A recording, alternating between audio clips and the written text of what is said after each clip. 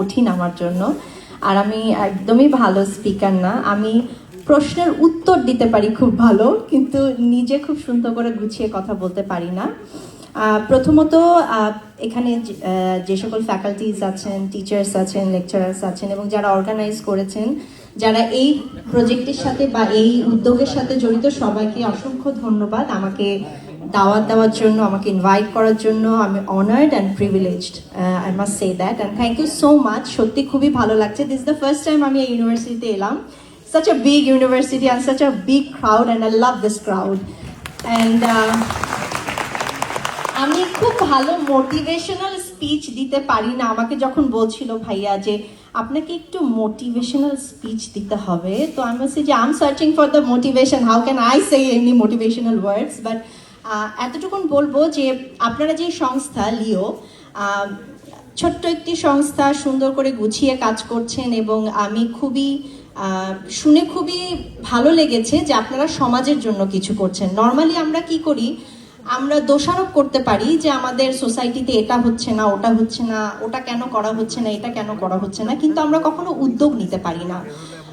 সবাই আমাকে যখন প্রশ্ন করে অ্যাজ আ সেলিব্রিটি হিসেবে what is your expectations or what you are doing, আমি তখন বলি যে আমি খুব ছোট ছোট করে করতে পারি। আমি হয়তোবা কাউকে একটা স্কলারশিপ দিলাম, আমার বাসায় যে সকল মানুষগুলো আছে, তাদের যে সকল সন্তানেরা আছে, তাদের পড়াশোনার একটা খরচ দিলাম, কারো চিকিৎসার খরচ দিলাম, হয়তোবা আমার গ্রামে আমি 10টা গাছ লাগালাম।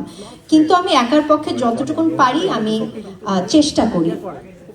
আর আপনারা একটা সংস্থা তৈরি করেছেন, আপনারা সমাজের জন্য কাজ করছেন, শুনে সত্যিই ভালো লাগে। এবং চেয়ারম্যান স্যারের সাথে আমি একমত যে উনি খুব সুন্দর একটা কথা বলেছেন, আমি এসেই শুনেছি যে শিক্ষা আসলে শুধুমাত্র একটা চার দেয়ালের মধ্যে বন্দি রেখে, বই পুস্তকের মধ্যে বন্দি না রেখে, এটাকে যে ছড়িয়ে দেওয়া যায়, এটাকে যে সমাজের কাজে লাগানো যায়, বা এটাকে যে সুন্দরভাবে এক্সপ্রেস করা যায়, এটা আসলে খুবই একটা ইউনিভার্সিটির, আমার মনে হয় প্রত্যেকটা ইউনিভার্সিটিরই এই উদ্যোগটা নেওয়া উচিত যে প্রতিটা ইউনিভার্সিটি থেকে নিজে নিজে সমাজের জন্য আমরা কি করতে চাই সেটা আমাদের গুছিয়ে কাজ করা উচিত। আর ইউথরা কি করতে পারে এটা তো আসলে প্রুভেন। আমাদের বাংলাদেশের ইউথরা চাইলে সবকিছুই করতে পারে, দেশ বাঁচাতে পারে, দেশকে এগিয়েও নিয়ে যেতে পারে, দেশকে একেবারে ডুবিয়েও দিতে পারে। সো ইউথের কি স্ট্রেংথ বা কি শক্তি আছে এটা অলরেডি প্রুভেন, এটা আমি কিছু বলবো না। Hands of everyone.